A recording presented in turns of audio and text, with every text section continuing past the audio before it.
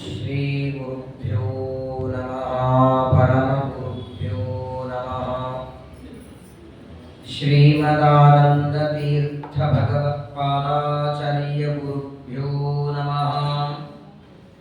सृष्टिस्थित्यप्ययेहा निहतिदृशितमो बन्धमोक्षाश्च यस्मात् अस्य श्रीब्रह्मरुद्रप्रभृतिसुरनरद्वीषशत्रुवात्मकस्य विष्णोर्व्यस्ताः समस्ताः सकलगुणनिधिः सर्वदोषो व्यपेतः पूर्णानन्दाव्ययो यो गुरुरपि परमश्चिन्तयेतं महन्तम् जन्माद्यस्य यतोऽन्वयादितरतश्चार्थेष्वभिज्ञस्वराट् तेने ब्रह्महृदाय आदिकवये मुह्यन्ति यं सूरयः तेजो वारिमृदां यथा विनिमयो यत्र त्रिसर्गो मृषा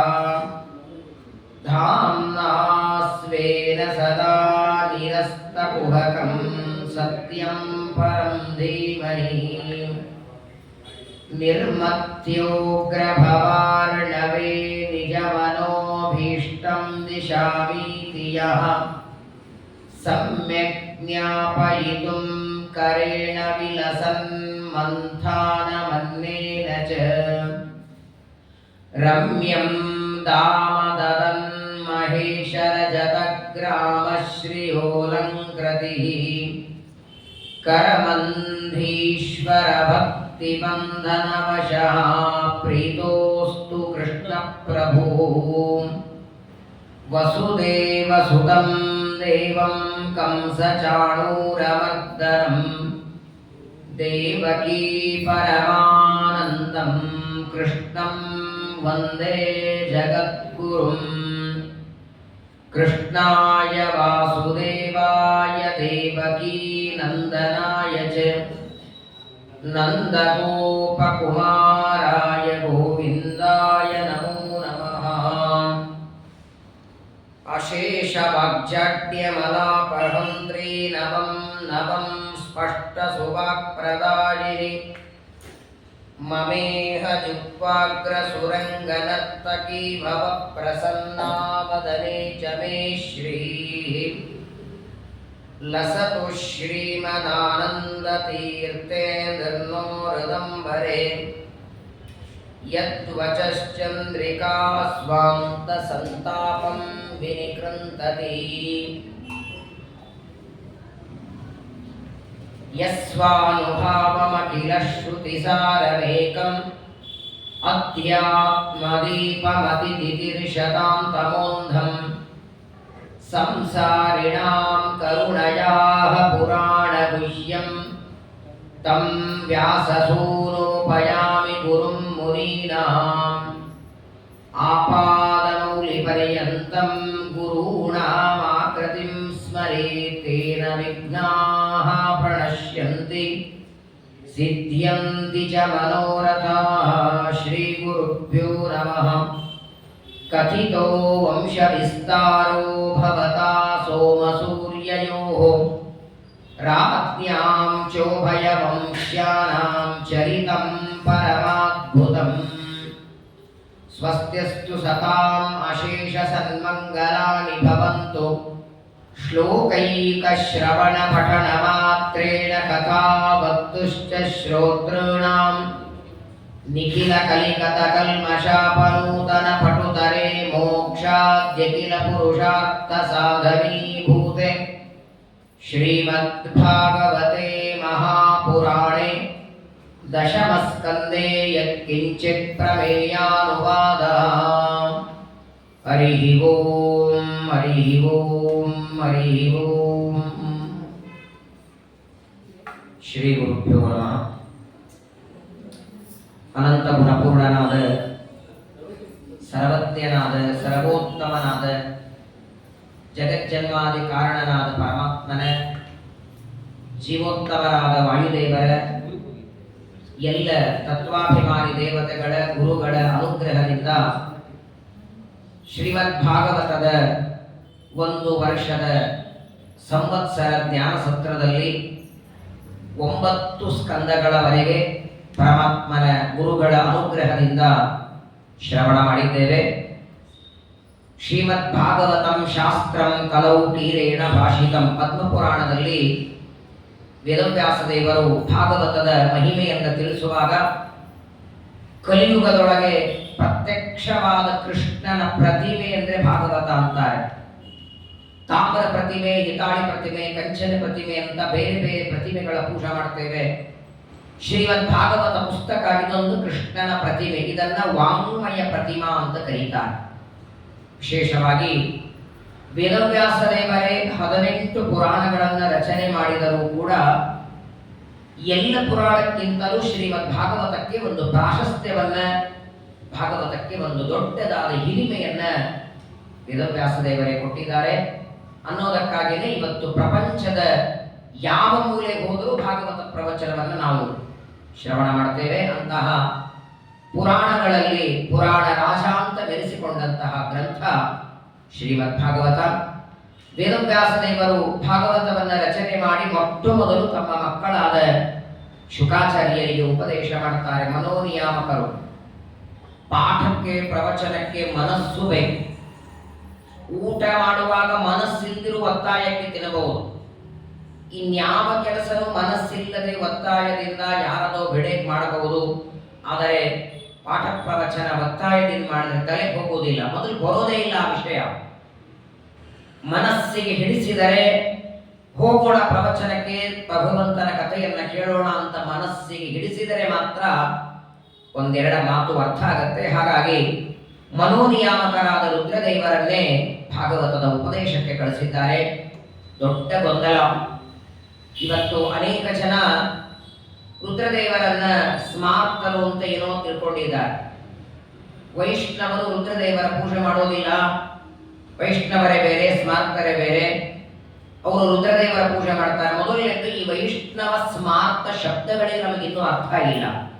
ಅದೊಂದು ಒಬ್ಬ ವ್ಯಕ್ತಿಯನ್ನ ಹೇಳೋ ಶಬ್ದ ಅಲ್ಲ. ವೈಷ್ಣವ ಅನ್ನೋ ಶಬ್ದಕ್ಕೆ ಸಾಕ್ಷಾತ್ತಾಗಿ ದೇವರೇ ರಚನೆ ಮಾಡಿದ ಗ್ರಂಥಗಳನ್ನ ವೈಷ್ಣವ ಅಂತ ಕರೆದರು. ಅನೇಕ ಪುರಾಣಗಳು ವೇದವ್ಯಾಸ ದೇವರು ಬರೆದದ್ದು, ನಾರಾಯಣ ದೇವರಿಂದ ರಚಿತವಾದ ಪಂಚರಾತ್ರ ಆಗಮ, ದೇವರೇ ರಚನೆ ಮಾಡಿದ್ದನ್ನ ವೈಷ್ಣವ ಅಂತ ಕರೀತಾರೆ. ಯಾವುದು ಸ್ಮೃತಿ ಗ್ರಂಥಗಳಿವೆಯೋ ಅದು ಸ್ಮಾರ್ತ. ಸ್ಮಾರ್ತ ಶಬ್ದಕ್ಕೆ ರುದ್ರದೇವರು ಅಥವಾ ರುದ್ರದೇವರ ಬರೆದದ್ದು ಹೀಗೆ ಅರ್ಥ ಇಲ್ಲವೇ ಇಲ್ಲ. ಸುಮ್ಮನೆ ವಿಖಂಡವಾಗಿ ಅನೇಕ ಜನ ವಾದ ಮಾಡ್ತಾರೆ. ಮೊದಲನೇದಾಗಿ ಹರಿ ಸರ್ವೋತ್ತಮ, ವಾಯು ಜೀವೋತ್ತಮ, ಅದರ ನಂತರದಲ್ಲಿ ಬರೋದೆ ಶಿವ ವೈಷ್ಣವೋತ್ತಮ. ಕೊರಳಲ್ಲಿ ರುದ್ರಾಕ್ಷಿ ಭಸ್ಮವ ಧರಿಸಿದ ಪರಮ ವೈಷ್ಣವನು ನೀನೆ ಅಂತ ಪುರಂದರದಾಸರು ರುದ್ರದೇವರನ್ನ ಕೊಂಡಾಡ್ತಾರೆ. ಅದಕ್ಕಾಗಿಯೇ ರುದ್ರದೇವರನ್ನ ಯಾರಾದರೂ ತಪ್ಪು ತಿಳಿಯಬಾರದು ಅಂತ ಹೇಳಿ 18 ಪುರಾಣಗಳಲ್ಲಿ ವೈಷ್ಣವ ಪುರಾಣ ಅಂತ ಶ್ರೀಮದ್ ಭಾಗವತ, ಅದನ್ನ ಉಪದೇಶ ಮಾಡುವುದಕ್ಕೆ ಚಂದ್ರನನ್ನ, ಇಂದ್ರನನ್ನ, ಇನ್ಯಾವುದೋ ದೇವತೆಗಳನ್ನ ಕರೆಯದೆ ಶುಕಾಚಾರ್ಯರಿಗೆ ವೇದವ್ಯಾಸರು ಹೇಳಿದ್ಯಾಕೆ ನಮ್ಮ ತಲೆಯಿಂದ ಗೊಂದಲ ಹೋಗಲಿ ಅಂತ. ಶುಕಾಚಾರ್ಯರು ರುದ್ರದೇವರು ಅವರು ವಿಷ್ಣುವಿನ ಪರಮ ಭಕ್ತರು ಅನ್ನೋದನ್ನು ತೋರಿಸೋದಕ್ಕಾಗಿ ಭಾಗವತದ ಉಪದೇಶವನ್ನ ಇನ್ಯಾವ ಋಷಿ ಮುನಿಗಳು ಮಾಡಲಿಲ್ಲ. ಯಾಕಂದ್ರೆ ಪರೀಕ್ಷಿತ ರಾಜರ ಕೊನೆ ಕಾಲದಲ್ಲಿ ಎಷ್ಟು ಜನ ಸೇರಿದ್ರಲ್ಲಿ. 7ನೇ ದಿನ ತಕ್ಷಕನಿಂದ ಮರಣ ಇದೆ ಅಂತ ವಾರ್ತೆ ಕೇಳಿ ಪರೀಕ್ಷಿತರು ಗಂಗಾ ನದಿಗೆ ಪ್ರಾಯೋಪವೇಶಕ್ಕೆ ಬಂದ್ರೆ ಆ ಕಾಲದಲ್ಲಿ ಅವರ ಭೇಟಿಗೆ ಬಂದವರು ಎಷ್ಟು ಜನ ಪ್ರಥಮ ಸ್ಕಂದದಲ್ಲಿ ಕೇಳಿದ್ದೇವೆ. ಯಾರ್ಯಾರು ಬಂದಿದ್ದಾರೆ? ಇಡೀ ಭೂಮಂಡಲದಲ್ಲಿದ್ದ ಋಷಿ ಮುನಿಗಳೆಲ್ಲ ಬಂದಿದ್ದಾರೆ. ವಸಿಷ್ಠ, ಕಶ್ಯಪ, ಜಮದಗ್ನಿ, ಭರದ್ವಾಜ, ವಿಶ್ವಾಮಿತ್ರ, ಗೌತಮ, ಅಸಿತ, ಲೋಮಶ ಅಂತ ಜ್ಞಾನಿಗಳು. ಇವರಲ್ಲಿ ಯಾರಾದರೂ ಉಪದೇಶ ಮಾಡಬಹುದಾಗಿತ್ತಲ್ಲ. ಪರೀಕ್ಷಿತ ಕೇಳ್ತಾನೆ, ನಾನು ಯಾರನ್ನೂ ಕರೆದಿಲ್ಲ, ನನ್ನ ಕೊನೆಯ ಕಾಲಕ್ಕೆ ಬಂದಿದ್ದೀರಿ, ನನಗಂತೂ 7 ದಿನ ಇದೆ, ಏನಾದರೂ ಉಪದೇಶ ಮಾಡಿ ಅಂತ ಅಲ್ಲಿ ಬಂದ ಋಷಿಗಳಿಗೆ ಕೇಳಿದ್ರೆ ಅವ್ರು ಯಾರು ಹೇಳಿಲ್ಲ. ನಿನಗಾಗಿ ಉಪದೇಶಕ್ಕಾಗಿ ಒಬ್ಬ ಗುರುಗಳು ಬರ್ತಿದ್ದಾರೆ. ಹಾಗಾದ್ರೆ ರುದ್ರದೇವರ ಅವತಾರರಾದ ಶುಕಾಚಾರ್ಯರು ಬರುವವರೆಗೆ ಕಾಯುವ ಅವಶ್ಯಕತೆ ಏನಿತ್ತು? ವಸಿಷ್ಠರೋ ವಿಶ್ವಾಮಿತ್ರರೋ ಕೂತ್ಕೊಂಡು ಪ್ರವಚನ ಮಾಡಬಹುದಾಗಿತ್ತಲ್ಲ, ಅವ್ರಿಗೆ ಆಗೋದು ಬರ್ತಿರ್ಲಿಲ್ವಾ? ವಸಿಷ್ಠರಿಗೆ ಭಾಗವತ ಬರ್ತಿರ್ಲಿಲ್ವಾ? ಜಮದಗ್ನಿಗಳಿಗೆ ಬರ್ತಿರ್ಲಿಲ್ವಾ? ವಿಶ್ವಾಮಿತ್ರರಿಗೆ ಬರ್ತಿರ್ಲಿಲ್ವಾ? ಆದ್ರೆ ಅವರೆಲ್ಲ ಆಲ್ರೆಡಿ ಮೊದಲೇ ಬಂದುಬಿಟ್ಟಿದ್ರಲ್ಲ. ಶುಕಾಚಾರ್ಯರು ಬರುವುದಕ್ಕೆ ಮೊದಲೇ ಬೇರೆ ಬೇರೆ ಋಷಿಮುನಿಗಳೆಲ್ಲ ಬಂದಾಗ ಅವರಲ್ಲಿ ಯಾರಾದರೂ ಭಾಗವತ ಹೇಳ್ಬೋದಾಗಿತ್ತು ಪರೀಕ್ಷಿತರಿಗೆ. ಶುಕಾಚಾರ್ಯ ಬರುವವರೆ ಕಾಯ್ಬೇಕೆ? ಶುಕಾಚಾರ್ಯರಿಂದ ಭಾಗವತ ಹೇಳಿಸಿ ವೈಷ್ಣವ ಗ್ರಂಥವಾದ ಭಾಗವತವನ್ನ ಪರಮ ವೈಷ್ಣವೋತ್ತಮರಾದ ರುದ್ರದೇವರೇ ಉಪದೇಶ ಮಾಡಬೇಕಂತ ಎಲ್ಲ ದೇವತೆಗಳಿಗೆ ಅಪೇಕ್ಷೆ ಅನ್ನೋದಕ್ಕಾಗಿಯೇ ಮಹಾಭಾರತದಲ್ಲಿ ಪಾರ್ವತಿ ದೇವಿ ಗಂಡನಾದ ರುದ್ರದೇವರಿಗೆ ಪ್ರಶ್ನೆ ಮಾಡಿ, ಯಾವುದು ಜಗತ್ತಿನೊಳಗೆ ಇವತ್ತು ಉಮಾ ಮಹೇಶ್ವರ ಸಂವಾದ ಅಂತ ಪ್ರಸಿದ್ಧವಾಗಿ ಮಾನವರ ಆಗು ಹೋಗುಗಳ ಬಗ್ಗೆ ಉಪದೇಶ ಮಾಡ್ತಾರೆ. ಒಂದರ್ಥದಲ್ಲಿ ರುದ್ರದೇವರು ಕೇವಲ ಸ್ಮಾರ್ತ ಅಂತಾಗಿದ್ರೆ ಅವರಿಗೆ ಬೇಕಾದದ್ದು ಮಾತ್ರ ಹೇಳಬೇಕಾಗಿತ್ತು. ಯಾಕೆ ಹೇಳ್ತಿದ್ದೇನೆಂದ್ರೆ, ಅನೇಕ ಜನ ತಪ್ಪಿಕೊಂಡಿದ್ದಾರೆ. ತಾರತಮ್ಯ ಶ್ರೀಮದಾಚಾರ್ಯರ ಸಿದ್ಧಾಂತ. ರುದ್ರದೇವರ ಉಪಾಸನೆ, ರುದ್ರದೇವರ ಪೂಜೆ ಎಲ್ಲರೂ ಮಾಡಬೇಕು. ನಾವು ಹೇಳೋದಿಷ್ಟೇ, ಪರಮಾತ್ಮನ ಮೊಮ್ಮಗ ರುದ್ರದೇವರು ಅಂತ ನಾವಂತೀವಿ. ರುದ್ರದೇವರನ್ನೇ ದೇವಸ್ಥಾನದಲ್ಲಿ ಕೂಡಿಸಿದ್ದಾರೆ, ಅದು ತಪ್ಪು. ನಾವು ಹೇಳೋದು ರುದ್ರದೇವರು ದೇವರಲ್ಲ, ಪರಮಾತ್ಮನಿಗೆ ಸಮಾನರಲ್ಲ, ಭಗವಂತನ ಮೊಮ್ಮಗ. ಅವರ ತಾರತಮ್ಯದಲ್ಲಿ ಇಂದ್ರಾದಿ ದೇವತೆಗಳಿಗಿಂತಲೂ ಉತ್ತಮರು. ಇದರಲ್ಲಿ ಎರಡನೇ ಮಾತಿಲ್ಲ. ಜ್ಞಾನದಲ್ಲಿ, ಯೋಗ್ಯತೆಯಲ್ಲಿ ಇಂದ್ರದೇವರು, ಇಂದ್ರ, ಕಾಮ, ಚಂದ್ರ ಈ ಎಲ್ಲ ದೇವತೆಗಳಿಗಿಂತ ಉತ್ತಮರು. ಆದರೆ ಭಗವಂತನಿಗೆ ಸಮಾನರಲ್ಲ. ಇಷ್ಟು ಮಾತ್ರ ಶ್ರೀಮದಾಚಾರ್ಯರ ಸಿದ್ಧಾಂತ ಅನ್ನೋದಕ್ಕಾಗಿ ಮನೋನಿಯಾಮಕರಾದ ರುದ್ರದೇವರು ಅಕಸ್ಮಾತ್ ಆಗಿ ಬಂದಿದ್ದಾರೆ. ಇವನೇನು ಫೋನ್ ಮಾಡಿಲ್ಲ, ಪತ್ರ ಹಾಕಿಲ್ಲ, ನನಗೆ 7ನೇ ದಿನ ತಕ್ಷಕದಿಂದ ಮರಣ ಇದೆ, ಎಂದು ಭಾಗವತ ಪ್ರವಚನಕ್ಕೆ ಬನ್ನಿ ಅಂತ ಯಾರು ಶುಕಾಚಾರ್ಯ ಕರೆದದ್ದಲ್ಲ. ಅದೃಷ್ಟ, ಜನ್ಮಾಂತರದ ಪುಣ್ಯ, ಪರೀಕ್ಷಿತನ ಉದ್ಧಾರದ ಕಾಲ ಹತ್ರ ಬಂದಿದೆ. ನಮ್ಮ ಉದ್ಧಾರದ ಕಾಲ ಹತ್ರ ಬಂತು ಅಂದರೆ ಉದ್ಧಾರ ಮಾಡುವ ಗುರುಗಳನ್ನ ದೇವರೇ ಕಳಿಸ್ತಾನೆ. ನೀವು ಸಮಯ ಟೆನ್ಷನ್ ಮಾಡ್ಕೋಬೇಡಿ, ಯಾರು ಹೇಳ್ತಾರೆ ಯಾರು ಬರ್ತಾರೆ ಅಂತ. ಆ ಕಾಲ ಬರಬೇಕಷ್ಟೇ. ಅಂತಹ ಪರೀಕ್ಷಿತರಂತಹ ದೊಡ್ಡ ರಾಜ, ಯಾವುದೋ ಒಂದು ಊರು, ಒಂದು ಸೀಮಾ, ಒಂದೆರಡು ಓಣಿಗಳನ್ನ ಆಳುವ ರಾಜನಲ್ಲ ರೀ. ಸಮಗ್ರವಾದ ಭೂಮಂಡಲ ಆಳಿದ ಚಕ್ರವರ್ತಿ ರಾಜ, ಪಾಂಡವರ ಮೊಮ್ಮಗ. ಅಂತಹ ಪರೀಕ್ಷಿತ ರಾಜ್ಯ ಬಿಟ್ಟು ಶುಕಾಚಾರ್ಯರ ಮುಂಭಾಗದಲ್ಲಿ ಕೂತ್ಕೊಂಡಿದ್ದಾನೆ. ಒಂದು ಬಾರಿ ಆಕಳ ಕೆಚ್ಚಲಿನಿಂದ ಹಾಲು ಹಿಂಡಿದರೆ ಅದು ಪಾತ್ರೆಗೆ ಬೀಳೋದಕ್ಕೆ ಎಷ್ಟು ಹೊತ್ತು ಬೇಕೋ ಅಷ್ಟೇ ಹೊತ್ತು ಗೃಹಸ್ಥರ ಮನೆ ಮುಂದೆ ನಿಂತು ಭಿಕ್ಷೆ ಬೇಡ್ತಾರೆ ಶುಕಾಚಾರ್ಯರು. ಸಗೋದೋಹನ ಮಾತ್ರಂ ಹಿ ಗ್ರಹೇಶು ಗ್ರಹ ಮೇಧಿನ ಅಲಕ್ಷತೆ ಮೂಢ ದೃಶ್ಯ. ಯಾಕೆ? ಬಹಳ ಹೊತ್ತು ಗೃಹಸ್ಥರ ಮನೆ ಮುಂದೆ ನಿಂತ್ಕೊಂಡ್ರೆ ಮನೆಯ ವಾತಾವರಣ ನೋಡಿ ಸಂಸಾರಕ್ಕೆ ಭಂಗ ಬರ್ತದೆ ಅಂತ ಅಂತಹ ವಿರಕ್ತ ಸನ್ಯಾಸಿಗಳು 7 ದಿನ ಒಂದೇ ಕಡೆ ಇರಬೇಕಂದ್ರೆ ಎಂಥ ಪುಣ್ಯ ಪರೀಕ್ಷಿತರದು. ಇದೆಲ್ಲ ಪುಣ್ಯದಿಂದ ಸಿಗೋದು. 100 ವರ್ಷ ತಪಸ್ಸು ಮಾಡಿದ್ರು ಒಬ್ಬ ಬ್ರಾಹ್ಮಣ ಮನೆಗೆ ಬಂದು ಕಾಲಿಡಲ್ಲ. ಶುಕಾಚಾರ್ಯರಂತಹ ಜ್ಞಾನಿಗಳು ತಮ್ಮ ಎಲ್ಲಾ ಕೆಲಸ ಬಿಟ್ಟು, ತಮ್ಮ ದೇಶ ಸಂಚಾರ ಬಿಟ್ಟು 7 ದಿನ ಇವನಿಗೋಸ್ಕರ ಒಂದೇ ಕಡೆಗೆ ಕೂತ್ಕೊಂಡು ಉಪದೇಶ ಮಾಡ್ತಿದ್ದಾರೆ. ಅದು ಪರೀಕ್ಷಿತರ ಮೇಲೆ ವಿಶೇಷವಾಗಿ ಅನುಗ್ರಹವನ್ನ ಮಾಡುವ ಅಪೇಕ್ಷಾ. ಅಂತಹ ಮನೋನಿಯಾಮಕರಾದ ರುದ್ರದೇವರ ಅವತಾರರಾದ ಶುಕಾಚಾರ್ಯರಿಗೆ ಅನೇಕ ಪ್ರಶ್ನೆಗಳನ್ನ ಪರೀಕ್ಷಿತರು ಕೇಳ್ತಾರೆ. ಈಗಾಗಲೇ 9ನೇ ಸ್ಕಂದ ಭಾಗವತದಲ್ಲಿ ಸೂರ್ಯ ಮತ್ತು ಚಂದ್ರ ವಂಶದ ರಾಜರ ಕಥೆಗಳನ್ನ ಅತ್ಯಂತ ವಿಸ್ತಾರವಾಗಿ ಶುಕಾಚಾರ್ಯರು ನಿರೂಪಣೆ ಮಾಡ್ತಾರೆ. ಸಮಗ್ರ ಸೂರ್ಯ ಚಂದ್ರ ವಂಶದ ಕಥೆ ಮಹಾಭಾರತದಲ್ಲಿ ಹರಿವಂಶ, ಮಹಾಭಾರತದ ಕೊನೆ ಭಾಗ ಅದು. ಅದರಲ್ಲಿ 3 ಪರ್ವಗಳಿವೆ. ಹರಿವಂಶ ಪರ್ವ, ಹರಿಪರ್ವ. ಆ ಸಂಪೂರ್ಣ ವಿಸ್ತಾರ ಅಲ್ಲಿ ಬರ್ತದೆ. ಆದರೆ ಎಷ್ಟು ಸಂಕ್ಷೇಪದಲ್ಲಿ ಹೇಳಬಹುದೋ ಅಷ್ಟು ವಿವರಣೆಯನ್ನ ಶುಕಾಚಾರ್ಯರು ಮಾಡಿದ್ದಾರೆ. 9ನೇ ಸ್ಕಂದದಲ್ಲಿ ಶುಕಾಚಾರ್ಯರಿಂದ ಸೂರ್ಯ ಮತ್ತು ಚಂದ್ರ ವಂಶದ ರಾಜರ ಕಥೆಯನ್ನ ಕೇಳಿ, ಈಗ 10ನೇ ಸ್ಕಂದದ ಪ್ರಾರಂಭದಲ್ಲಿ ಪರೀಕ್ಷಿತರು ಪ್ರಶ್ನೆ ಮಾಡ್ತಾರೆ. ಇದೊಂದು ಸ್ಟೈಲ್ ನೋಡಿ. ಬೇಕಾದ್ರೆ ಇಡೀ 9, 12 ಸ್ಕಂದ ನೋಡಿ.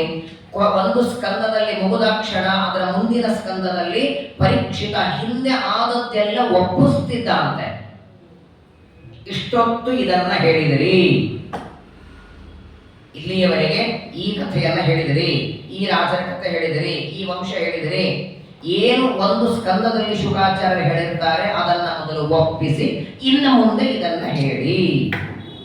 ವಾಸ್ತವಕ್ಕೆ ಇರೋದು ಹಾಗೇನೆ. ಗುರುಕುಲದಲ್ಲಿಯೂ ಕೂಡ ಪಾಠವನ್ನ ಗುರುಗಳು ಹೇಳುವಾಗ ಮುಂದಿನ ಪಾಠ ಯಾವಾಗ ಹೇಳ್ತಾರೆ, ಹಿಂದಿನ ಪಾಠ ನಮಗೆ ಅರ್ಥ ಆಗಲ್ಲ, ಅರ್ಥ ಅರ್ಥಾತ್ ನಾವು ಒಪ್ಪಿಸಿರ್ಬೇಕು ಅವರಿಗೆ. ನಾವು ಒಪ್ಪಿಸಿದ್ರು ಮುಂದಿನ ಪಾಠ ಹೇಳಲ್ಲ, ನಾವು ಒಪ್ಪಿಸಿದ್ದು ಸರಿ ಅಂತ ಅವ್ರಿಗೆ ಅನಿಸಿರ್ಬೇಕು. ನಾವು ಒಪ್ಪಿಸಿದ್ದು ಸರಿ ಅಂತ ಅವ್ರಿಗೆ ಅನಿಸುವವರೆಗೂ ಅದನ್ನೇ ಹೇಳ್ತಾರೆ, ಇನ್ನೊಂದ್ಸಲ ಅದನ್ನ ಹೇಳ್ತಾರೆ, ಮೂರನೇ ಸಲ ಅದನ್ನ ಹೇಳ್ತಾರೆ. ಯಾವಾಗ ಇವರು ಸರಿಯಾಗಿ ಅರ್ಥ ಮಾಡ್ಕೊಂಡಿದ್ದಾನೆ ಅಂತ ಗುರುಗಳಿಗೆ ಅನಿಸುತ್ತೋ ನೋಡಿ, ಆಗ ಗುರುಗಳು ಸರಿ ಹಾಗಾದ್ರೆ ಇದರ ಮುಂದಿನ ಭಾಗ ಹೇಳ್ತೇನೆ. ಹಾಗಾಗೇನೆ ಕೃಷ್ಣ ಭಗವದ್ಗೀತೆಯಲ್ಲಿ ಹೇಳ್ದ, ಜ್ಞಾನ ಬರೋದು ಕೇವಲ ಗುರುಗಳು ಹೇಳೋದ್ರಿಂದ ಬರಲ್ಲ. ಎರಡು ಕೆಲಸ ನಡಿಬೇಕು. ಪರಿಪ್ರಶ್ನೇನ ಸೇವಯ, ಪರಿಪ್ರಶ್ನ ಆಗ್ತಿರಬೇಕು. ಶಿಷ್ಯ ತಾನು ಕೇಳಿದ್ದನ್ನ ಗುರುಗಳಿಗೆ ಒಪ್ಪಿಸಬೇಕು. ಮತ್ತೇನಾದರೂ ಸಂದೇಹಗಳಿದ್ರೆ ಪ್ರಶ್ನೆ ಕೇಳಬೇಕು. ಆನಂತರದಲ್ಲಿ ಗುರುಗಳು ಉಪದೇಶ ಮಾಡ್ತಾರೆ. 10ನೇ ಸ್ಕಂದದ ಪ್ರಾರಂಭದಲ್ಲಿ 9ನೇ ಸ್ಕಂದದಲ್ಲಿ ಕೇಳಿದ್ದೆಲ್ಲ ಒಪ್ಪಿಸ್ತಾನೆ. ಕಥಿತೋ ವಂಶ ವಿಸ್ತಾರೋ ಭವತಾ ಸೋಮ ಸೂರ್ಯಯೋ ರಾಜ್ಞಾಂ ಚೋಭಯ ವಂಶ್ಯಾನಾಂ ಚರಿತಂ ಪರಮಾದ್ಭುತಂ. ಶುಕಾಚಾರ್ಯರೇ, ಈಗಾಗಲೇ ಹಿಂದಿನ 9ನೇ ಸ್ಕಂದದಲ್ಲಿ ಸೂರ್ಯ ಮತ್ತು ಚಂದ್ರವಂಶದಲ್ಲಿ ಬರುವ ರಾಜರ ಕಥೆಗಳನ್ನು ಅತ್ಯಂತ ವಿಸ್ತಾರವಾಗಿ ನನಗೆ ನಿರೂಪಣೆ ಮಾಡಿದ್ದೀರಿ. ನಿಮ್ಮ ಮುಖಕಮಲದಿಂದ ನಾನು ಶ್ರವಣ ಮಾಡಿದ್ದೇನೆ. ಎಂಥದ್ದಪ್ಪ ಅಂದ್ರೆ ಪರಮಾದ್ಭುತ, ಒಬ್ಬೊಬ್ಬರ ಕಥೆನೂ ಅದ್ಭುತವಾದದ್ದು. ಅದು ಸೂರ್ಯವಂಶದಲ್ಲಿ ಬರುವ ರಾಜ ಇರಲಿ, ಚಂದ್ರವಂಶದಲ್ಲಿ ಇರಲಿ.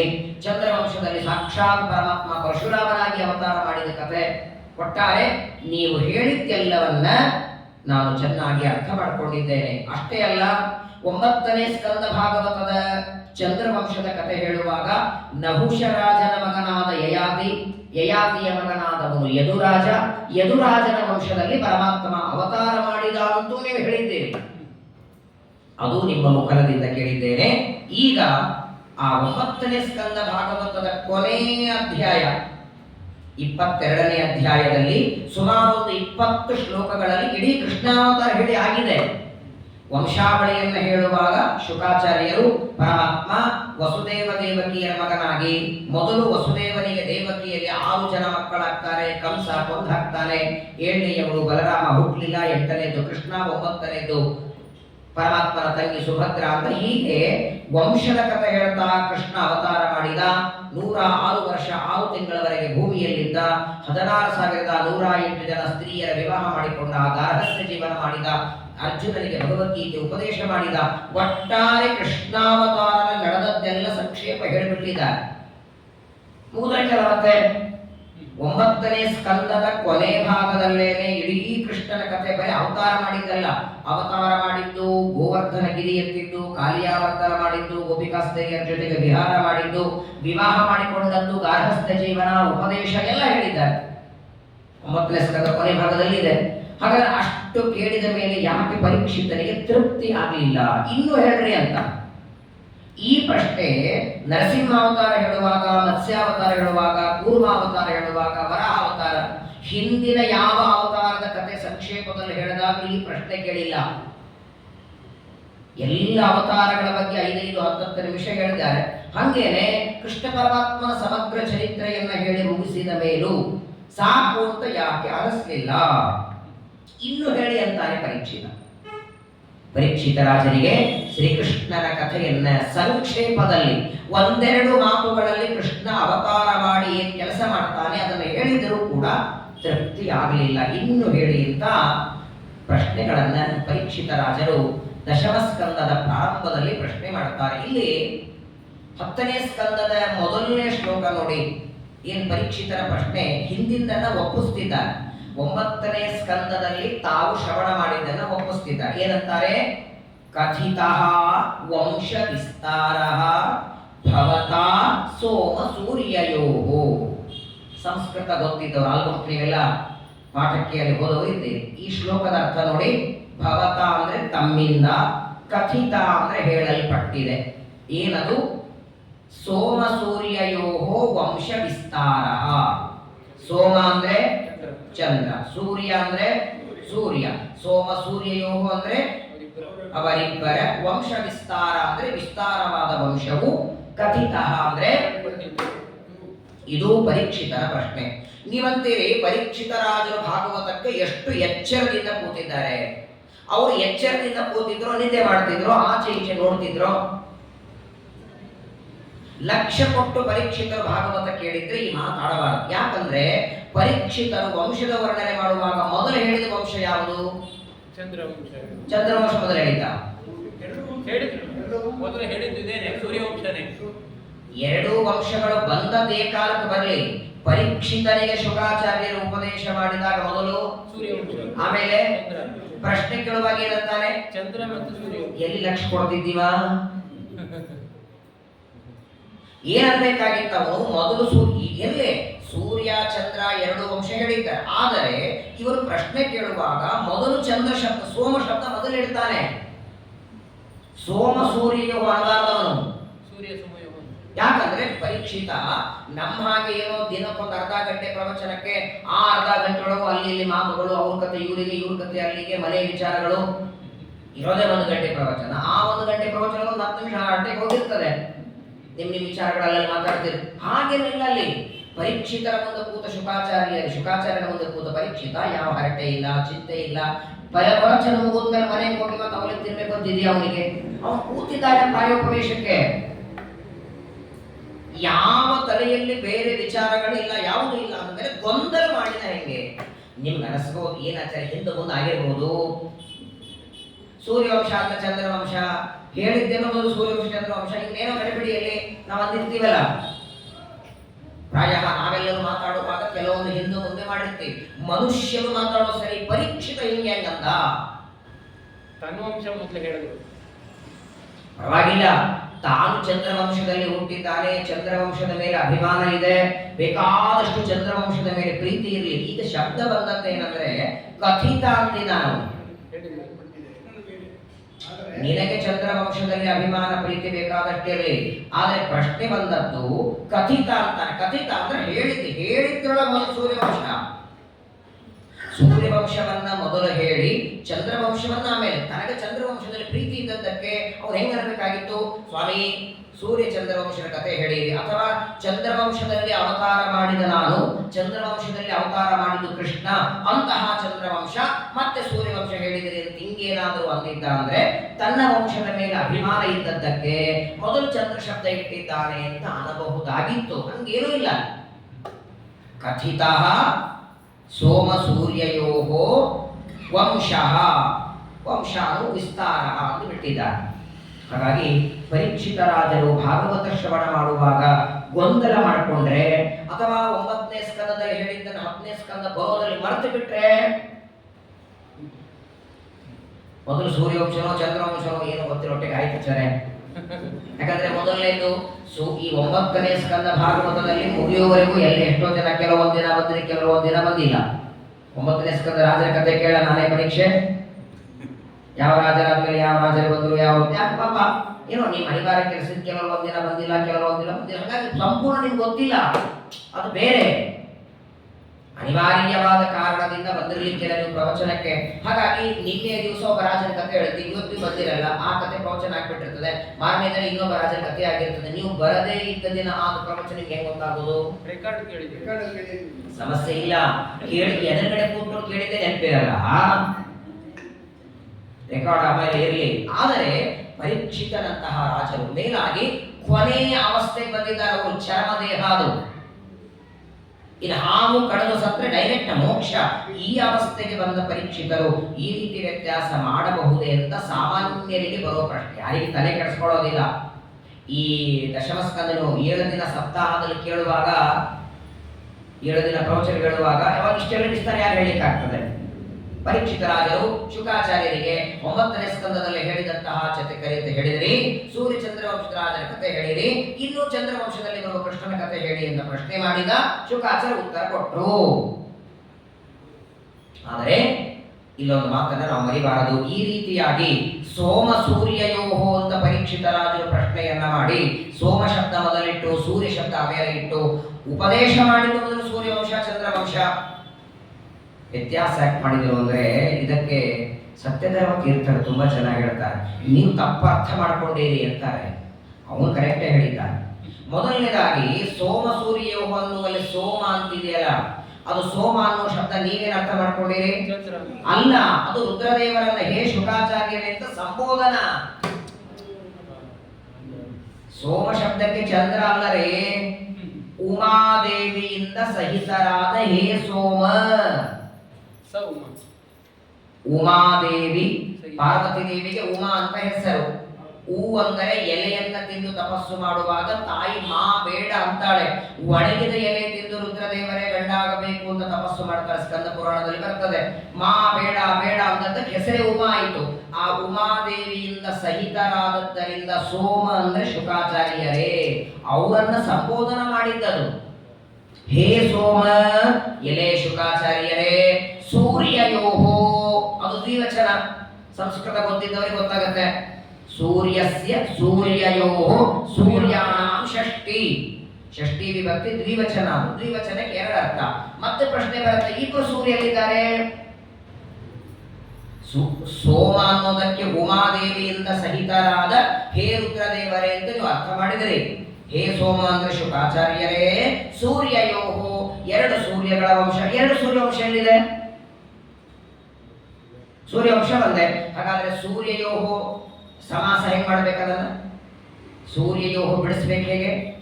ಮೊದಲನೇದು ಉಮಯ ಸಹಿತ ಸೋಮ ತತ್ಸಂಬುದ್ಧಿ ಹೇ ಸೋಮ ಅಂತ ಸಮಾಸ.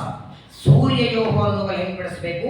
ಸೂರ್ಯಶ್ಚ ಸೂರ್ಯಶ್ಚ ಸೂರ್ಯೌ ತಯೋಹೋ ಸೂರ್ಯಯೋಹೋ. ಇದಕ್ಕೆ ದ್ವಂದ್ವ ಸಮಾಸ ಅಂತಾರೆ. ಚಕಾರ ಬಹುಲೋ ದ್ವಂದ್ವ. ದ್ವಂದ್ವ ಸಮಾಸದಲ್ಲಿ ಇಬ್ಬರು, ರಾಮಶ್ಚ ಕೃಷ್ಣಶ್ಚ ರಾಮಕೃಷ್ಣೌ ತಯೋಹೋ ರಾಮಕೃಷ್ಣಯೋಹೋ ಅಂದಂಗೆ ಭೀಮಶ್ಚ ಬಲಭದ್ರಶ್ಚ ಭೀಮ ಬಲಭದ್ರೌ.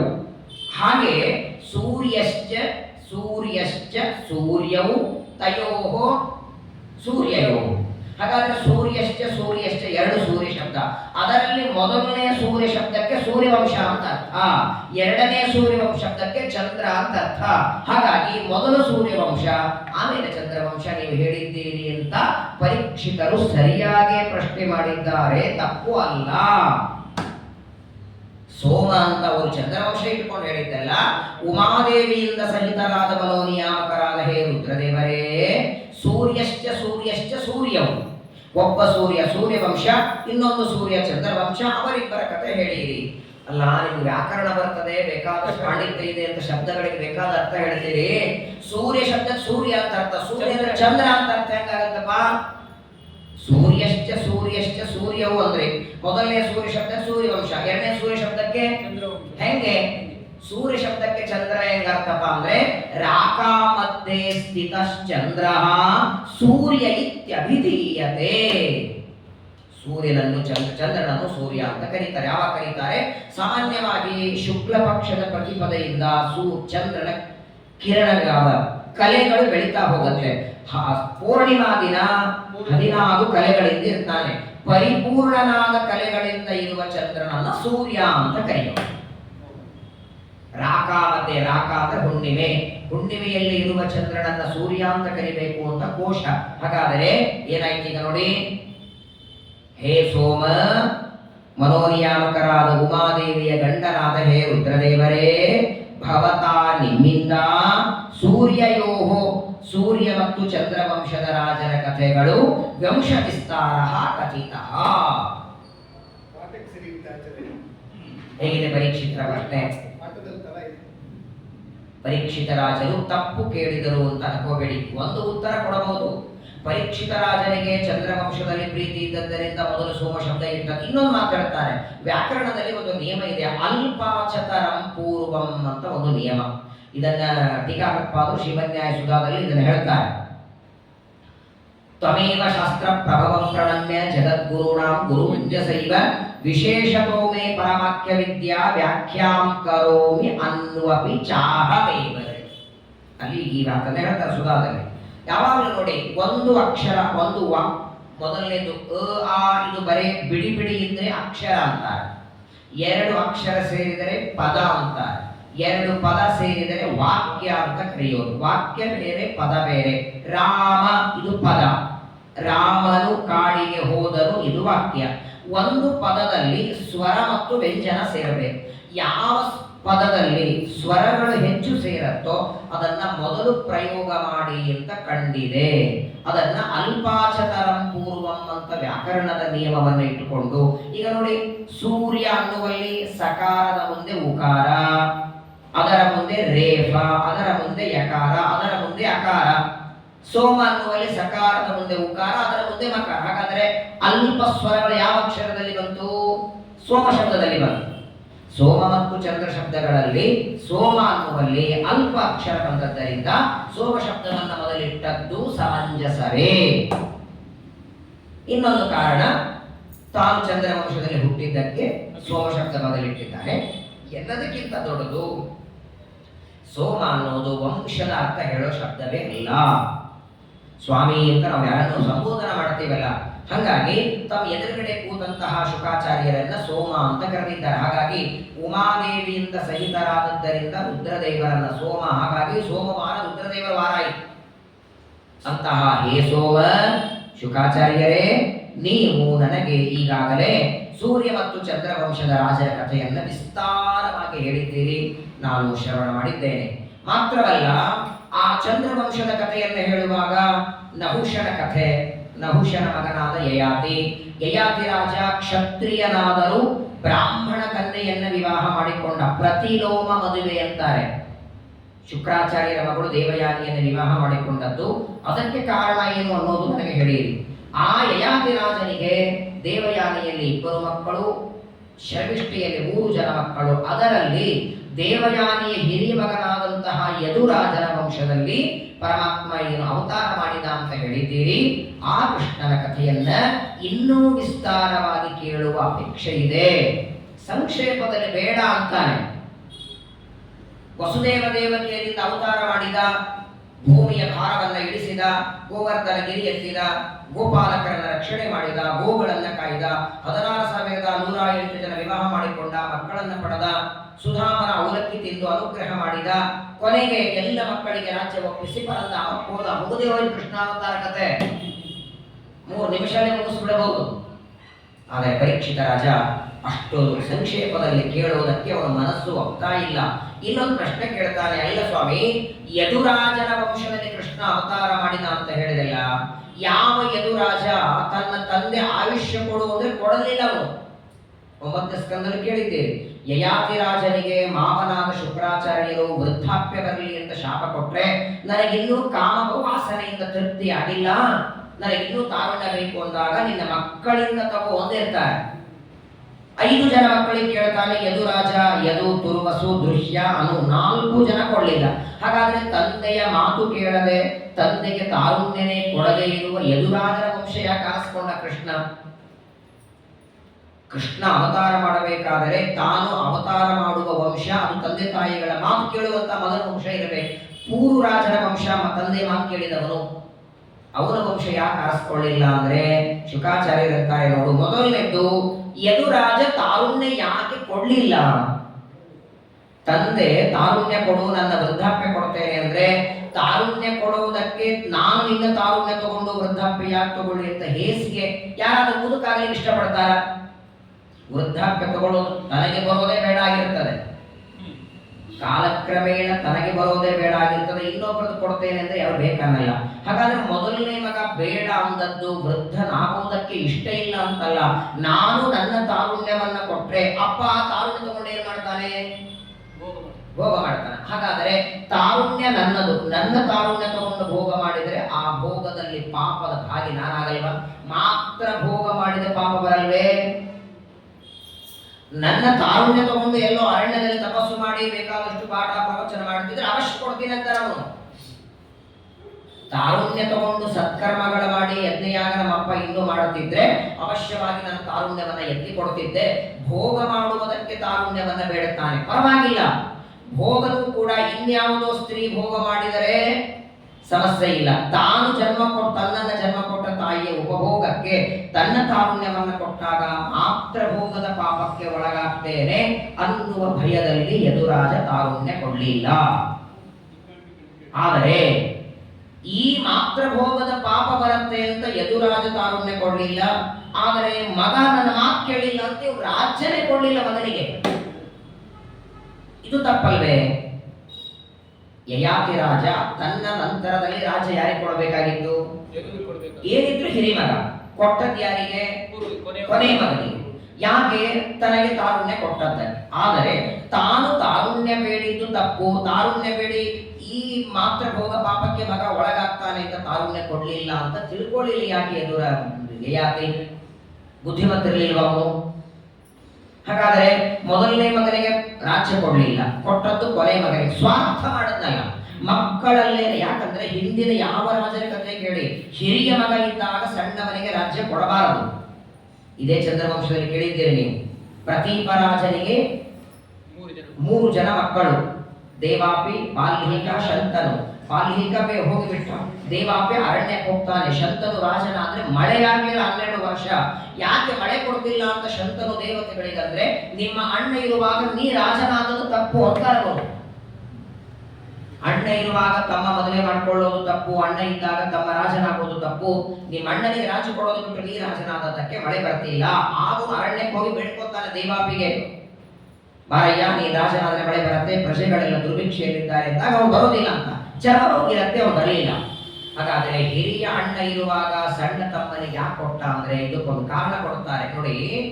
ಯಾವಾಗ ಶುಕ್ರಾಚಾರ್ಯರು ಇವರಿಗೆ ವರ ಕೊಡ್ತಾರಲ್ಲ ಯಯಾತಿಗೆ, ನಿನ್ನ ಮಕ್ಕಳಿಂದ ತಾರುಣ್ಯವನ್ನು ತಗೊಂಡು ಭೋಗ ಮಾಡು ಅಂತ ಅದನ್ನು ಹೇಳುವಾಗಲೇ ಒಂದು ಮಾತು ಶುಕ್ರಾಚಾರ್ಯ ಹೇಳ್ತಾರೆ, ಯಾವ ಮಗ ನಿನಗೆ ತಾರುಣ್ಯ ಕೊಡ್ತಾನೆ ನಿನ್ನ ರಾಜ್ಯ ಅವನಿಗೆ ಕೊಡು.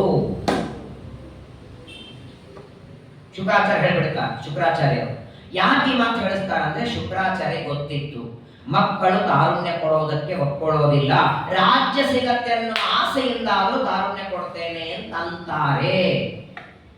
ಹೇಳಿಬಿಟ್ಟವರು ಶುಕ್ರಾಚಾರ್ಯರು. ಶಾಪ ಮೊದಲು ತಾವೇ ಕೊಟ್ಟಿದ್ದಾರೆ, ವೃದ್ಧನಾಗುವಂತ ಶಾಪ ಕೊಡ್ತಾರೆ. ಇನ್ನೂ ಕಾಮಭೋಗ ಮುಗುದಿಲ್ಲ, ನನಗೆ ಇನ್ನೂ ತಾರುಣ್ಯ ಬೇಕು ಅಂದಾಗ ಮಕ್ಕಳಿಂದ ತಗೋ ಅಂತ ಹೇಳಿ, ನೀನು ಬೇಡಿದರೂ ನಿನ್ನ ಮಕ್ಕಳು ನಿನಗೆ ತಾರುಣ್ಯ ಕೊಡಲ್ಲ, ಆದ್ರೆ ನೀನು ಹೇಳು ನನಗೆ ತಾರುಣ್ಯ ಕೊಟ್ಟವರಿಗೆ ನನ್ನ ನಂತರದಲ್ಲಿ ರಾಜ್ಯದಲ್ಲಿ ಕೂಡಿಸ್ತೇನೆ ಅಂತ ಹೇಳು. ಇದನ್ನು ಹೇಳಿದ್ರು ಯದುರಾಜ ಕೊಡಲಿಲ್ಲ. ರಾಜ್ಯದ ಆಸೆಯಿಂದ ಯದುರಾಜ ಅಕಸ್ಮಾತ್ತಾಗಿ ತಾರುಣ್ಯ ಕೊಟ್ಟಿದ್ದ ಅಂದ್ರೆ ಇವನ ವಂಶದಲ್ಲಿ ಕೃಷ್ಣ ಬರ್ತಿರ್ಲಿಲ್ಲ. ರಾಜ್ಯದ ಅಪೇಕ್ಷೆಗಿಂತಲೂ ಮಾತ್ರ ಭೋಗದ ಪಾಪ ಬಹಳ ದೊಡ್ಡದು ಅಂತ ಹೇಳಿ ರಾಜ್ಯ ಕೊಡ್ತೇನಂದ್ರೂ ತಾರುಣ್ಯ ಕೊಡ್ಲಿಲ್ಲ ಅನ್ನೋದಕ್ಕೆ ಯದುರಾಜ ದೊಡ್ಡವನಾದ. ಅದಕ್ಕೆ ಅವನ ವಂಶ ಕೃಷ್ಣ ಆರಿಸ್ಕೊಂಡ. ಪ್ರಾಯ ಜಗತ್ತಿನೊಳಗೆ ಸಂಪತ್ತಿನ ಆಸೆಗೆ ಮಾಡಬಾರದ ಪಾಪ ಬೇಕಾದ್ರೂ ಮಾಡ್ತಾರೆ. ಒಂದು 10 ಲಕ್ಷ ಕೊಡ್ತೇನೆ ಅಂತ ಕೆಟ್ಟ ಕೆಲಸ ಮಾಡೋದು ಮಾಡಲ್ವ, ರಾಜ್ಯನೇ ಕೊಡ್ತೀನಿ ಅಂತ ಇವನು. ಶುಕ್ರಾಚಾರ್ಯರ ಮಾತಿನಂತೆ ನನಗೆ ತಾರುಣ್ಯ ಕೊಟ್ಟವರಿಗೆ ರಾಜ್ಯ ಕೊಡ್ತೇನೆ ಅಂತಾನೆ. ಆ ಆಸೆಯಿಂದಾದ್ರೂ ಇವನು ಮಗ ಕೊಡಬೇಕಾಗಿತ್ತು, ಕೊಡ್ಲಿಲ್ಲ. ನೀನು ರಾಜ್ಯ ಕೊಡದೇ ಇದ್ರೂ ಚಿಂತೆ ಇಲ್ಲ, ನಾ ಅರಣ್ಯದಲ್ಲಿ ವಾಸ ಮಾಡಿದ್ರು ಚಿಂತೆ ಇಲ್ಲ, ತಾರುಣ್ಯ ಕೊಟ್ಟು ಮಾತ್ರ ಭೋಗ ಪಾಪಕ್ಕೆ ಗುರಿಯಾಗಲ್ಲ ಅಂತ ಹೇಳಿ ಕೊನೆಗೆ ತಾರುಣ್ಯವನ್ನ ಕೊಡ್ಲಿಲ್ಲ. ಹಾಗಾಗಿ ಯದುರಾಜನ ವಂಶದಲ್ಲಿ ಪರಮಾತ್ಮ ಅವತಾರ ಮಾಡುತ್ತಾನೆ. ಹಾಗಾದ್ರೆ ಪೂರ್ವಿಗೆ ಪಾಪ ಬರಲಿಲ್ವೇ? ಇದನ್ನು ಹಿಂದೆನೂ ನಾನು ಹೇಳಿದ್ದೇನೆ, 9ನೇ ಸ್ಕಂದ ಹೇಳುವಾಗಲೇ ನಾನು ಹೇಳಿದ್ದೇನೆ. ಪೂರ್ವ ರಾಜ ಹಾಗಾದ್ರೆ ತಾನು ತಾರುಣ್ಯವನ್ನ ಕೊಡುವಾಗ ಅವನಿಗೆ ಜ್ಞಾನ ಇರಲಿಲ್ವಾ? ನಾನು ಮಾತ್ರ ಭೋಗ ಪಾಪ ಗುರಿ ಆಗ್ತೇನೆ ಅಂತ ಮೊದಲನೇದ್ದು 4 ಜನ ಅಣ್ಣಂದ್ರೆ ಯಾಕೆ ಕೊಟ್ಟಿಲ್ಲ ಅಂತ ಅವನಿಗೆ ಗೊತ್ತಿತ್ತಲ್ಲ. ಹಾಗಾದ್ರೆ ಕೊನೆ ಮಗ ಅಂತಾನೆ, ನನಗೆ ರಾಜ್ಯ ತಂದೆ ಕೊಡ್ತಾನೆಂದು ನಾನು ತಾರುಣ್ಯ ಕೊಟ್ಟದ್ದಲ್ಲ, ತಂದೆ ನನ್ನ ತಾರುಣ್ಯ ತಗೊಂಡು ಭೋಗ ಮಾಡ್ತಾನೆ ಅಂತ ಗೊತ್ತಿದ್ರು ತಾರುಣ್ಯ ಕೊಡುವಾಗಲೇ ಯಯಾತಿ ರಾಜನಿಗಂತಾನೆ, ನಾನು ನೀ ಹೇಳಿದ್ದಕ್ಕೆ ತಾರುಣ್ಯ ಕೊಡ್ತೇನೆ, ನೀ ರಾಜ್ಯ ಕೊಡ್ತೀನಿ ಅಂತಲ್ಲ. 5 ಜನರಲ್ಲಿ ಯಾರಾದರೂ ನಿನ್ನ ಆಸೆ ಪೂರ್ಣ ಮಾಡ್ಬೇಕು. 4 ಜನ ಅಂತೂ ಕೇಳಿಲ್ಲ, ಕೊನೆಯನ್ನು ನಾನು ಕೊಡ್ತೇನೆ, ಆದರೆ ನನಗೊಂದು ವರ ಕೊಡೋದಾದರೆ ಈ ತಾರುಣ್ಯದಿಂದ ನೀನು ಭೋಗ ಮಾಡಿದರೂ ಮಾತ್ರ ಭೋಗ ಪಾಪಕ್ಕೆ ನಾನು ಗುರಿಯಾಗದಿದ್ದಕ್ಕೆ ವರ ಕೊಟ್ರೆ ನಾನು ತಾರುಣ್ಯ ಕೊಡ್ತೇನೆ. ಸರಿ ಅಂತ ಹೇಳಿ ಶುಕ್ರಾಚಾರ್ಯರ ಯಯಾತಿ ರಾಜನ ಇಬ್ಬರು ಪರ್ಮಿಷನ್ ತಗೊಂಡು ಪೂರ್ವರಾಜ ತಾರುಣ್ಯ ಕೊಡ್ತಾನೆ. ಹಾಗಾಗಿ ಪರಮಾತ್ಮ ಯದುರಾಜನ ವಂಶವನ್ನು ಆರಿಸಿಕೊಳ್ತಾನೆ. ಯದೋಶ್ಚ ಧರ್ಮಶೀಲಸ್ಯ ನಿತರಾಂ ಮುನಿಸತ್ತವ ತತ್ರಾಂಶೇನಾವತೀರ್ಣಸ್ಯ ವಿಷ್ಣೋರ್ವೀರ್ಯಾನಿ ಶಂಸನಃ. ಯದುರಾಜ ಮಹಾ ಧರ್ಮಿಷ್ಠ, ಧರ್ಮಶೀಲಸ್ಯ ಅಂತಾರೆ. ಯಾಕೆ ಧರ್ಮಶೀಲ ಅಂದ್ರು? ತಂದೆ ರಾಜ್ಯ ಕೊಡ್ತೇನಂದ್ರು ರಾಜ್ಯದ ಆಸೆಯಿಂದ ತಾರುಣ್ಯ ಕೊಡದೆ. ಆದ್ರೆ ಮುಂದೇನಾಗುತ್ತೆ ಗೊತ್ತಾ? ಯಯಾತಿ ರಾಜ ಮಗನ ತಾರುಣ್ಯ ತಗೊಂಡು ಭೋಗ ಮಾಡ್ತಾನೆ. ಭೋಗ ಮಾಡಿ ಮಾಡಿ ಮಾಡಿ ಕೊನೆಗೆ ಅವನಿಗೆ ವೈರಾಗ್ಯ ಬಂತು. ನಚಾತು ಕಾಮ ಕಾಮಾನಾಂ ಉಪಭೋಗೇನ ಶಾಮ್ಯತಿ ಹವಿಷಾ ಕೃಷ್ಣವತ್ಮೇವ ಭೂಯ ಏವ ಅಭಿವರ್ತತೆ. ಕೊನೆಗೆ ಅವನ ಬಾಯಿಂದ ಬಂದ ಮಾತು, ಯಯಾತಿ ರಾಜರ ಬಾಯಿಂದ ತುಪ್ಪು ಹಾಕದಷ್ಟು ಬೆಂಕಿ ಹೆಚ್ಚಾಗತ್ತೆ ಹೊರತು ಶಾಂತ ಆಗೋದಿಲ್ಲ ಅಂತ ಹೇಳಿ ಕೊನೆಗೆ ಏನ್ ಮಾಡ್ತಾನೆ, ರಾಜ್ಯವನ್ನ ಕೊನೆ ಮಗನಿಗೆ ಕೊಡಬೇಕು, ಆದ್ರೆ ಉಳಿದ 4 ಜನರಿಗೂ ರಾಜ್ಯ ಕೊಡ್ತಾ, ಕೊನೆ ಮಗನಿಗೆ ಮಾತ್ರ ಇಲ್ಲ.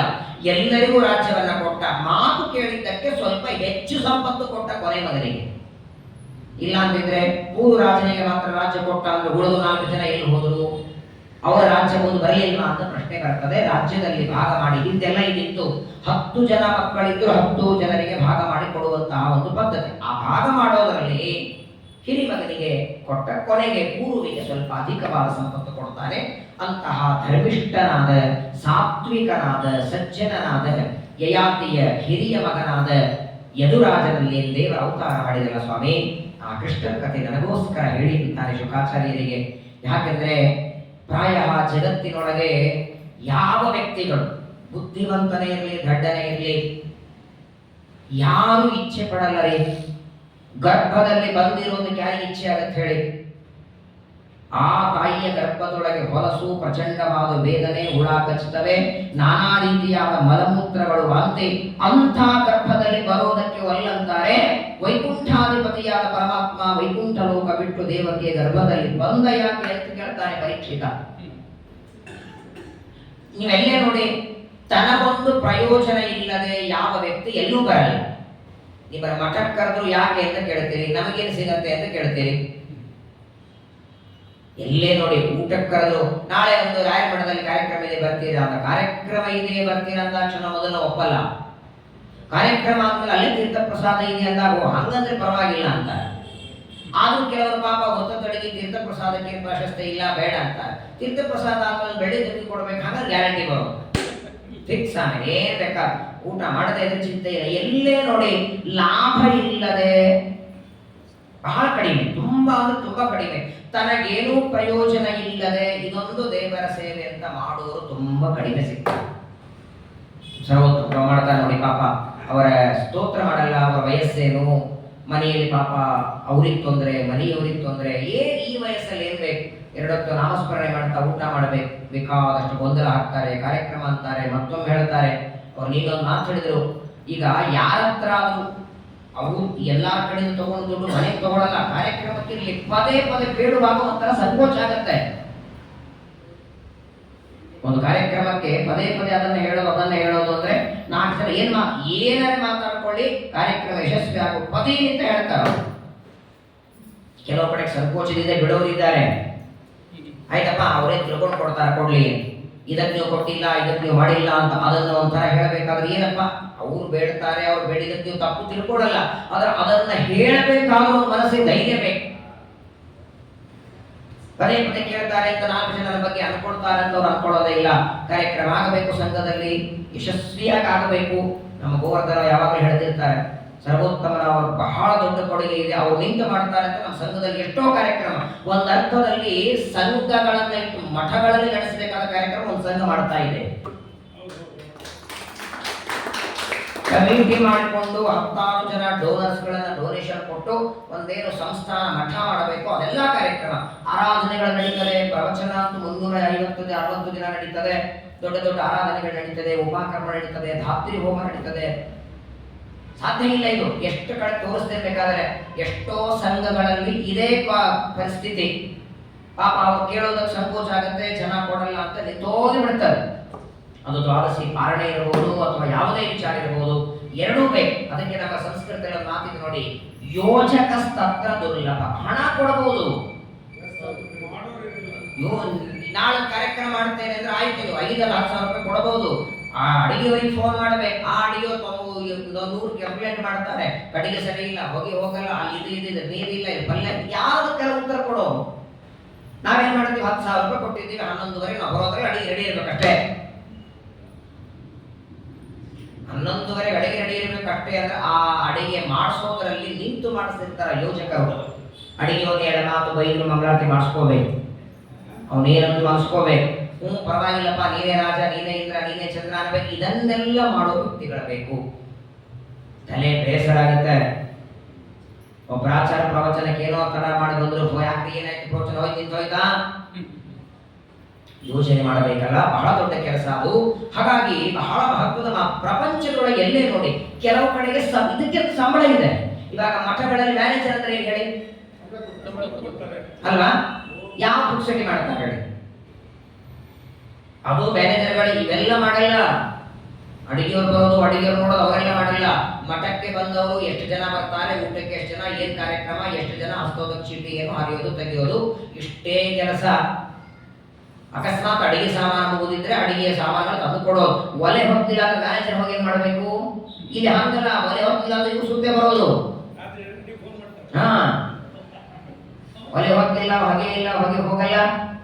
ವಿಚಾರ ಮಾಡಿ, ಸಣ್ಣದಾದ ಪ್ರಯೋಜನ ಇದ್ರೆ, ಸಣ್ಣದೇ ಇರಲಿ ದೊಡ್ಡದೇ ಇರಲಿ, ಪ್ರಯೋಜನ ಇಲ್ಲದೆ ಯಾವ ವ್ಯಕ್ತಿ ಒಬ್ಬರ ಮನೆಯಿಂದ ಇನ್ನೊಬ್ಬರ ಮನೆಗೆ ಹೋಗಲ್ಲ. ಅಂತಹದ್ರಲ್ಲಿ ವೈಕುಂಠ ಲೋಕ ಬಿಟ್ಟು ಭೂಮಿಗೆ ಬರ್ತಾನಲ್ಲ, ಏನ್ರಿ ಪ್ರಯೋಜನ ಇದೆ ದೇವರಿಗೆ? ರಾಮನಾಗಿ ಬಂದ್ರೆ ಏನ್ ಪ್ರಯೋಜನ? ಕೃಷ್ಣನಾಗಿ ಬಂದ, ಮತ್ಸ್ಯನಾಗಿ, ಕೂರ್ಮ, ವರಾಹ, ನರಸಿಂಹ, ಇಂಥ ಅವತಾರದಲ್ಲಿ ದೇವರಿಗೆ ಇಂಥ ಪ್ರಯೋಜನ ಆಗಿದೆ ಅಂತ ಒಂದಾದ್ರೆ ಹೇಳಿ. ಏನೋ ಹುಂಡಿಯಲ್ಲಿ ದುಡ್ಡು ಹಾಕ್ತೀವಿ ಅಂತ ಬರ್ತಾನ? ಏನು ಷಡ್ರಸ ಅಡಿಗೆ ಮಾಡಿ ನೈವೇದ್ಯ ಮಾಡ್ತೀವಿ ಅಂತ ಬರ್ತಾನ? ನಮ್ಮಿಂದ ಪ್ರಯೋಜನ ಏನಾದ್ರೂ ಇಟ್ಕೊಂಡೇ ದೇವರ ಬರೋದ್ರ ಬರಲೇಬಾರ. ನಾವು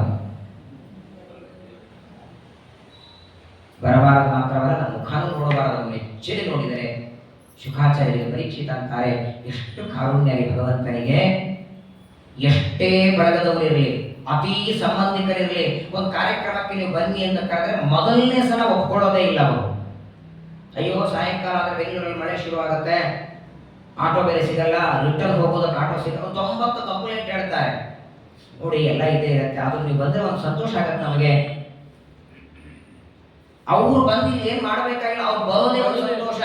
ಅಷ್ಟಕ್ಕೆ ಅಪ್ಪ ಒಂದು 20 ಸಲ ಬೆಣ್ಣೆ ಹಚ್ಚಿರ್ಬೇಕು. ಇಲ್ಲಿ ಯಾರಿಗೆ ಬೆಣ್ಣೆ ಹಚ್ಚರಿದ್ದಾರೆ? ಅವನಿಗೆ ಪ್ರೀತಿಯಲ್ವ ಭಕ್ತರ ಮೇಲೆ ಪರಮಾತ್ಮನಿಗೆ. ಮೊದಲನೇದಾಗಿ ವಿಷ್ಣು ತೀರ್ಥವನ್ನು ಮಾತಾಡ್ತಾರೆ, ಷೋಡಶಿ ಗ್ರಂಥದಲ್ಲಿ ಹೇಳ್ತಾರೆ. ಈಗ ನಿಮ್ದೊಂದು ಸ್ವಂತ ಮನೆ ಇದೆ, ಒಳ್ಳೆ 3 BHK ಮನೆ ಇದೆ, ಬೇಕಾದಷ್ಟು ಬೋರ್ವೆಲ್ ಇದೆ, ಕಾವೇರಿ ವಾಟರ್ ಬರ್ತದೆ, ಒಳ್ಳೆ ಮನೆ ಇದೆ, ದೊಡ್ಡ ದೇವರ ಮನೆ ಇದೆ, ಬಟ್ಟೆ ಒಣ ಹಾಕೋ ಜಾಗ ಇದೆ. ಅಷ್ಟು ದೊಡ್ಡದಾದ ದೇವರ ಮನೆ, ಒಳ್ಳೆ ಬಾವಿ ಗೀವಿ ಇರೋ ಮನೆ ಬಿಟ್ಟು ಒಂದು ಯಾವುದೋ ಸಣ್ಣ ಕಟ್ಟಿಗೆ ಮನೆ ನೀವು ತೋರಿಸಿ, ಈ ಮನೆ ಬಿಟ್ಟು ಆ ಮನೆಯಲ್ಲಿ ಇರೋದ್ರೆ ಇರ್ತೀರಾ? ಆ ಮನೆಗೆ 3 ದಿವಸಕ್ಕೆ ಒಂದ್ಸಲ ನೀರು ಬರ್ತದೆ, ಬಟ್ಟೆ ಒಣ ಹಾಕಿ ಜಾಗ ಇಲ್ಲ, ಅಲ್ಲೆಲ್ಲ ಆಗಾಗ ಇಲಿಗಳು ಬರ್ತಿರ್ತವೆ. ಅಂತಹ ಮನೆಯಲ್ಲಿ ಇರೋದ್ರೆ ಇರ್ತೀರಾ? ಇರಲ್ಲ. ಯಾಕೆ ಹೇಳಿ? ಇಷ್ಟು ದೊಡ್ಡದಾದ ಒಳ್ಳೆ ಫರ್ನಿಚರ್ ಇರುವ ಮನೆ ಇದ್ದಾಗ ಆ ಮನೆ. ಹಂಗೆ ವೈಕುಂಠ ಲೋಕದಲ್ಲಿ ಏನು ಕಡಿಮೆ ಇದೆ ದೇವರಿಗೆ ಹೇಳಿ? ವೈಕುಂಠ ಲೋಕದಲ್ಲಿ ಏನು ಕಡಿಮೆ ಇದೆ ದೇವರಿಗೆ? ಶುದ್ಧ ಚಿನ್ಮಯವಾದದ್ದಲ್ಲೆಲ್ಲ ಶುದ್ಧ ಲಕ್ಷ್ಮ್ಯಾತ್ಮಕವಾದದ್ದು. ಯಾವುದು ಬಾಡಿ ಹೋಗಂತೆ ಅಂತಿಲ್ಲ. ಇಲ್ಲಿ ಹಾಗೆ ಒಂದೊಂದು ದಿನ ಅಕಸ್ಮಾತ್ ಹಾಲು ಸಿಗ್ಲಿಲ್ಲ ಅಂದ್ರೆ ಎಲ್ಲೋ ದೂರ ಹೋಗ್ಬೇಕು, ನೀವು ಮನೆ ಹತ್ರ ಸಿಗ್ಲಿಲ್ಲ ಅಂದ್ರೆ ಅಲ್ಲಿ ಹಾಲಿಂದೋ ಮೊಸರಿಂದೋ ನೀರಿಂದೋ ಯಾವ ಸಮಸ್ಯೆ ಇಲ್ಲ. ಹಾಗಾದ್ರೆ ಯಾವ ಚಿಂತೆ ಇಲ್ಲದೆ, ಯಾವುದೇ ಸಮಸ್ಯೆ ಇಲ್ಲದೆ, ಯಾವುದೇ ಕಷ್ಟ ಇಲ್ಲದೆ ಆನಂದದಿಂದ ವಾಸ ಮಾಡಬೇಕಾದ ವೈಕುಂಠ ಲೋಕ ಬಿಟ್ಟು ಪದೇ ಪದೇ ಭೂಮಿಗೆ ಬರ್ತಾನೆ ಯಾಕೆ? ಪರೀಕ್ಷಿತರಾದ್ರೆ ಕೇಳ್ತಾರೆ, ಪರಮಾತ್ಮನಿಗೆ ಏನು ಬೇಕಾಗಿದೆ? ಬರೇ ಬರೋದಲ್ಲ, ಇಲ್ಲಿ ಬರ್ತಾನೆ, ಮಾನವರಂತೆ ಓಡಾಡ್ತಾನೆ, ತಿರುಗಾಡ್ತಾನೆ, ಹಸಿವೆ ಅಂತಾನೆ, ನೀರಡಿಕೆ ಅಂತಾನೆ.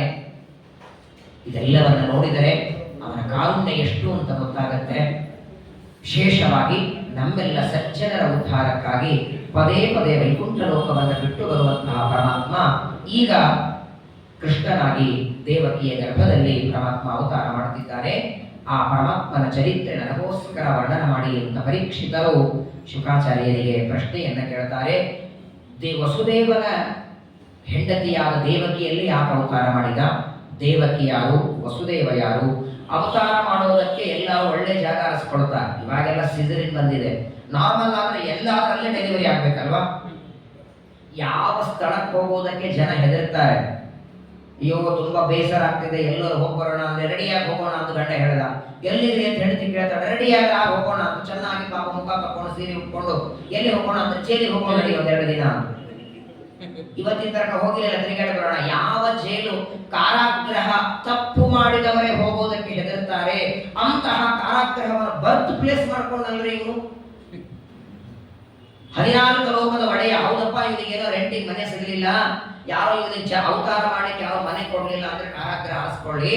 ಅವನು ಹೇಗೆ ರಾಮಾವತಾರದಲ್ಲಿ ಅಯೋಧ್ಯೆಯೊಳಗೆ ಒಳ್ಳೆ ಅರಮನೆ ಆರಿಸ್ಕೊಂಡ, ಕೃಷ್ಣ ಪರಮಾತ್ಮ ಈ ಕಾರಾಗೃಹದಲ್ಲಿ ಯಾಕೆ ಅವತಾರ ಮಾಡದ ಅಂತಾನೆ ಪರೀಕ್ಷಿತ.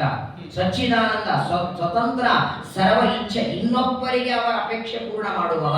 ತಾನೊಂದು ಒಳ್ಳೆ ಮನೆಯಲ್ಲಿ ಅಥವಾ ನದಿದಂಡೆಯಲ್ಲಿ ನರಸಿಂಹದೇವ ಸ್ತಂಭದಿಂದ ಬಂದ ಹಾಗೆ ಇನ್ನೆಲ್ಲ ಇರಬೇಕಾಗಿತ್ತು. ಕಾರಾಗೃಹದಲ್ಲಿ ವಾಸ ಯಾಕೆ? ಅವತಾರ ಮಾಡಿ ಮಥುರೆಗೆ ಬಿಟ್ಟು ಗೋಕುಲಕ್ಕೆ ಹೊರಟ ಯಾಕೆ?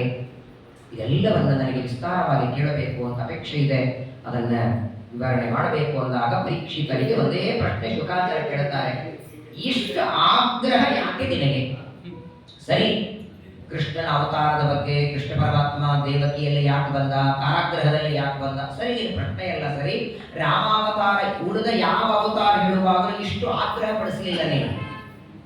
ವಿಸ್ತಾರ ಹೇಳು. ನಾನು ಎಷ್ಟು ಹೇಳಿದೆ, ಎಷ್ಟು ಕೇಳಿದೆ, ಕೃಷ್ಣಾರ್ಪಣ ಅಂದೆ. ಯಾವ ಅವತಾರಗಳ ಬಗ್ಗೆನೂ ಆಗ್ರಹ ಪಡಿಸದೇ ಇರುವವ ಕೃಷ್ಣಾವತಾರ ಮಾತ್ರ ವಿಸ್ತಾರ ಕೇಳುವ ಅಪೇಕ್ಷೆಯಾದರೆ ಯಾಕೆ ಎಂದಾಗ 3 ಕಾರಣ ಕೊಡುತ್ತಾನೆ. ಕೃಷ್ಣಾವತಾರ ವಿಸ್ತಾರ ಕೇಳೋದಕ್ಕೆ 3 ಕಾರಣವನ್ನ ಪರೀಕ್ಷಿತ ಕೊಡ್ತಾನೆ. ಅದನ್ನು ನಾಳೆ ದಿವಸ ನಾವು ತಿಳಿಯೋಣ. ಯಾಕೆ ಇಷ್ಟು ಆಗ್ರಹ ಪಡಿಸ್ತಿದ್ದಾನೆ, ಯಾವ ಆಗ್ರಹಕ್ಕೆ ಶುಕಾಚಾರ್ಯರು ಸುಮಾರು 103 ಅಧ್ಯಾಯಗಳಲ್ಲಿ ದಶಮಸ್ಕಂದದಲ್ಲಿ ಶ್ರೀಕೃಷ್ಣನ ಕಥೆ ಹೇಳ್ತಾರೆ. ಏನು ಪಡೆದಿದ್ದಾನೆ, ಯಾಕಷ್ಟು ಕೃಷ್ಣನ ಕಥೆಯಲ್ಲಿ ಇವನಿಗೆ ಆಗ್ರಹ, ಆಸಕ್ತಿ, ಅದಕ್ಕೆ 3 ಕಾರಣವನ್ನು ತಾನೇ ಪರೀಕ್ಷಿತ ಕೊಡ್ತಾನೆ. ಆ 3 ಕಾರಣ ಇದ್ದದ್ದಕ್ಕೆ ನನಗೆ ಕೃಷ್ಣ ಕಥೆ ಹೇಳಿ ಅಂತ ಅದನ್ನು ನಾಳೆ ದಿನ ಮತ್ತೆ ಶ್ರವಣ ಮಾಡೋಣ. ಶ್ರೀಕೃಷ್ಣಾರ್ಪಣಮಸ್ತು. ಹರೇ ನಮಃ.